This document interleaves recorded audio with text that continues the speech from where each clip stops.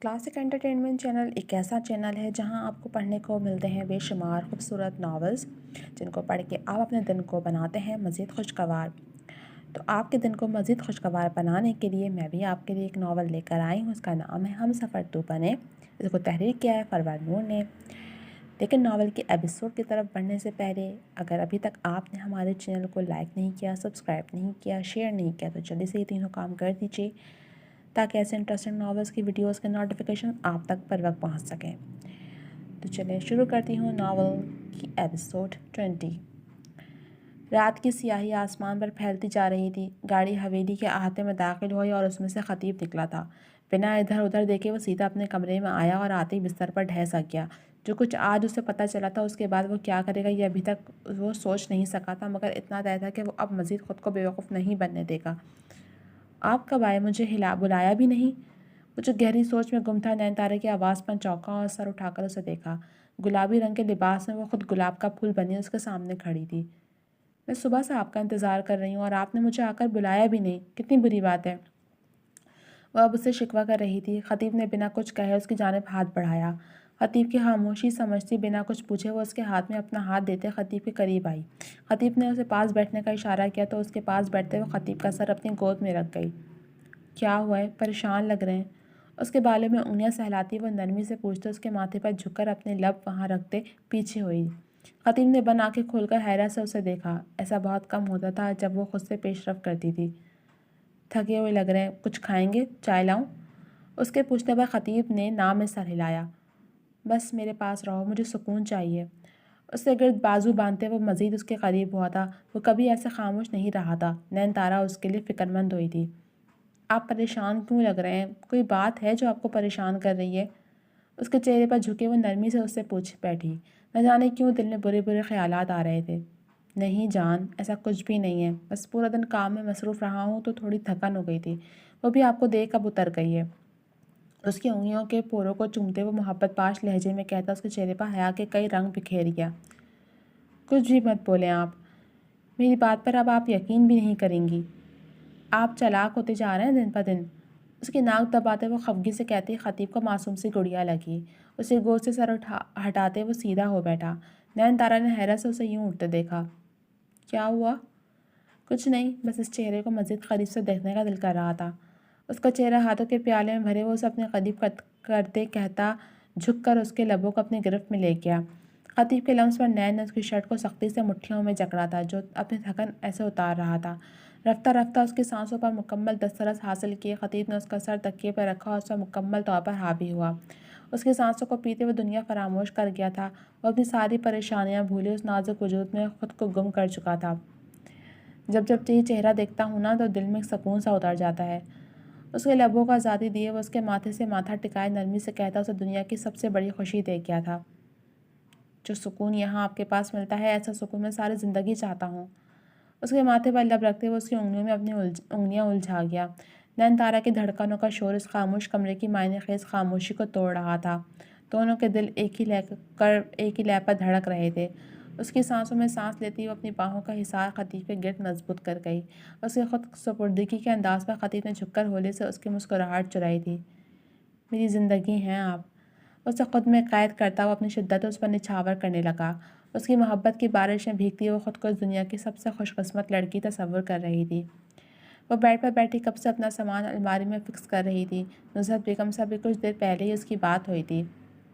وہ بخیر و عافیت پہنچ گئی تھیں۔ ان سے طویل بات کرنے کے بعد وہ بور ہونے لگی تو سوچا الماری ہی سیٹ کر لے۔ وہ سارا سامان سمیٹ رہی تھی جب کمرے کا دروازہ کھلا اور تھکا ہوا احرام کمرے میں داخل ہوا۔ دل، کافی مل سکتی ہے، سر میں شدید درد ہو رہا ہے۔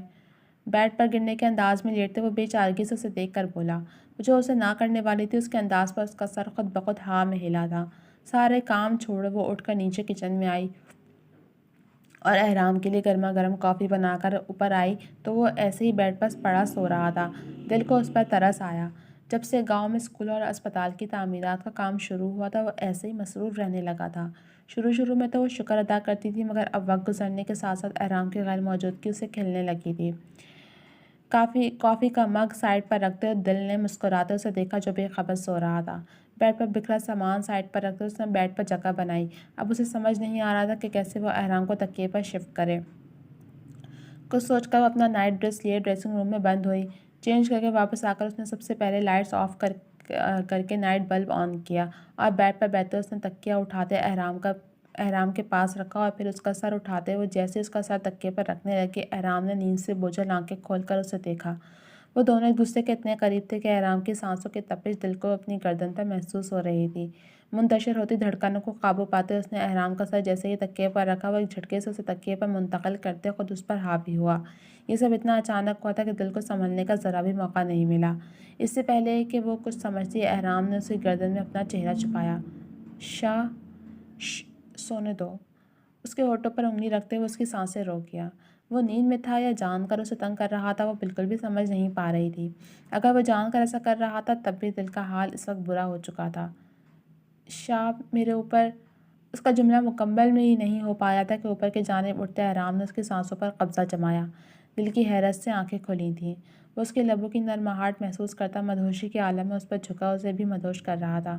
احرام کے کندھے پر ہاتھ مار کر وہ اسے ہوش میں لانے کی کوشش کر رہی تھی جو اس پر جھکا سب کچھ فراموش کر گیا تھا۔ بے بسی سے اس نے خود کو احرام کے رحم و کرم پر چھوڑ دیا۔ آنکھوں سے آنسو گر بالوں میں جذب ہوا تھا۔ وہ اسے گردن پر جھکا تھا۔ احرام کی گرم سانسوں کی تپش اپنی گردن پر محسوس کر وہ بری طرح چونکی اور ذرا سا چہرہ جھکائے اس نے احرام کو دیکھا جو اس وقت گہری نیند میں تھا۔ صدمے سے دل کا منہ کھلا۔ وہ اب تک نیند میں تھا؟ شاب میرے اوپر سے ہٹیں۔ اسے خود پر سے ہٹانے کی کوشش کرتے ہوئے ہلکان ہو رہی تھی جو اپنے پورے وزن کے ساتھ اسے بے بس کیے ہوئے تھا۔ پوری طاقت لگاتے اسے خود پر سے ہٹاتے اس نے سکون کا سانس بھرا مگر یہ سکون محض لمحے کا تھا۔ کروٹ لیتے وہ اس پر ہاتھ پیر رکھتے اسے ایک بار پھر بے بس کر گیا۔ اب انہیں یہ سب صبح تک یاد بھی نہیں ہوگا۔ غصے سے بڑبڑاتے اس نے آنکھیں بند کی تھیں اب کوئی راستہ جو نہیں تھا۔ اس کی آنکھ کھلی تو کمرے میں سنہری کرنیں اپنی جگہ بناتی پھیل رہی تھیں۔ رات وہ کب سوئی اسے ذرا بھی احساس نہیں ہوا۔ سر بالکل ہلکا پھلکا سا ہو گیا تھا۔ ایک بھرپور نیند کے بعد وہ خود کو بہت فریش سا محسوس کر رہی تھی۔ کھلے بالوں کو جوڑے میں قید کرتے اس نے دوپٹہ لیا۔ اب سمجھ نہیں آ رہا تھا آگے کیا کرے۔ سب سے پہلے جو خیال آیا اس پر عمل کرتے وہ دوپٹہ بیڈ پر رکھ دی جلدی سے واش روم میں بند ہوئی اور پھر فریش ہو کر باہر آئی تو اسفندیار کو دیکھ اس کے قدم وہیں جمے تھے۔ اسے سامنے دیکھ وہ بدحواس ہوئی تھی۔ دوپٹہ بالکل اسفند کے پاس پڑا تھا۔ اسے کچھ سمجھ نہیں آیا کہ کیا کرے۔ آپ گڈ مارننگ۔ اٹھ گئی ہیں تو ناشتے کے لیے آ جائیں۔ اس کا انداز نرمی لیے ہوئے تھا۔ جی۔ رخ پھیرے وہ اتنا ہی کہہ سکی۔ اس کا انداز دیکھ مسکراہٹ دبائے وہ اٹھا اور اس کا دوپٹہ اپنے ہاتھ میں لیا۔ محرم ہوں آپ کا، مجھ سے پردہ کرنا جچتا نہیں، پھر بھی یہ لیں اور نئے ڈریس الماری میں ہے۔ اس کے گرد دوپٹہ پھیلاتا وہ سرگوشی کے انداز میں کہتے کمرے سے نکلتا چلا گیا اور زویا بس اسے دیکھ کر رہ گئی۔ اس کے جاتے ہی جلدی سے وہ الماری تک آئی۔ اس نے جیسی الماری کھولی وہاں موجود کپڑے دیکھ ایک بار پھر اس کی آنکھیں حیرت سے کھلی تھیں۔ وہ ایسے کپڑے کبھی خواب میں بھی نہیں دیکھ سکتی تھی جو اس وقت اس کے سامنے موجود تھے۔ وہ کپڑے چیخ چیخ کر اپنی قیمت خود بتا رہے تھے۔ اسفند نے کہا تھا یہ سارے کپڑے اس کے ہیں مگر وہ نہ جانے کیوں یقین ہی نہیں کر پا رہی تھی۔ وقت کم تھا وہ سوچنے میں وقت ضائع کر رہی تھی۔ یہی سوچ کر اس نے بہت سادہ سا سب سے کم کام والا سوٹ نکالا اور پھر چینج کر وہ جیسے ہی کمرے سے باہر نکلے اس کی آنکھیں پھٹی تھیں۔ وہ اس وقت حویلی میں تھی تو پھر وہ کون تھا؟ وہ اپنی سوچ میں ڈوبی سیڑھیاں اترتے نیچے آئی تو اسے لاؤنج میں صوفے پر براجمان پایا جبکہ ملازمہ اس کے آگے کافی کا مگ رکھ رہی تھی۔ سائیں اور کوئی کام ہے تو حکم کریں۔ ملازمہ کی آواز پر اس کا منہ مارے حیرت کے کھلا۔ جسے وہ چور اور نہ جانے کیا کر کہتی آ رہی تھی اس حویلی کا مالک تھا۔ زویا کا دل کیا کہیں جا کر ڈوب مرے۔ شرمندگی سے سر جھکائے وہ ایک جگہ پر پتھر کی ہو گئی تھی۔ کافی کا مگ اٹھائے اسفند کی نظر اس پر پڑی تو اس نے حیرت سے اسے دیکھا جو اسے بت بنے کھڑی تھی۔ زویا وہاں کیوں کھڑی ہیں؟ آ جائیں میں ناشتہ لگواتا ہوں۔ سنو ناشتہ لگاؤ۔ ملازمہ سے کہتے اس نے ایک بار پھر زویا کو دیکھا جو ابھی تک اسٹل سر جھکائے کھڑی تھی۔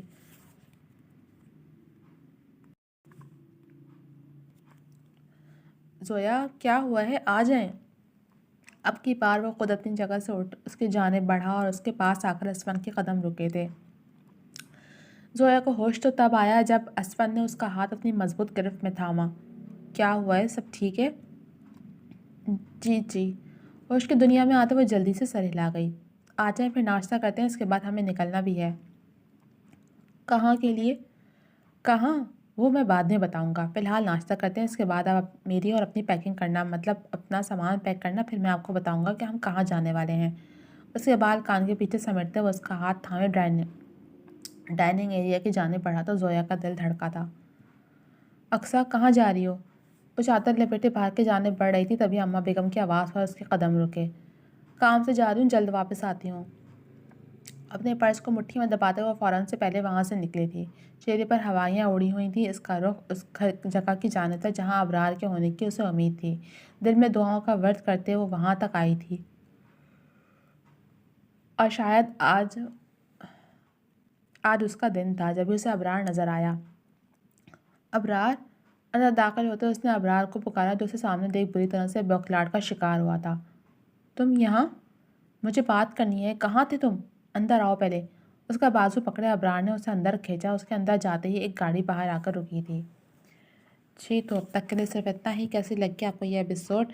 کمنٹ سیکشن میں اپنی رائے کا اظہار ضرور کیجیے گا۔ جلد ملوں گے اگلے ایپیسوڈ کے ساتھ، تب تک کے لیے اجازت دیجیے۔ اللہ حافظ۔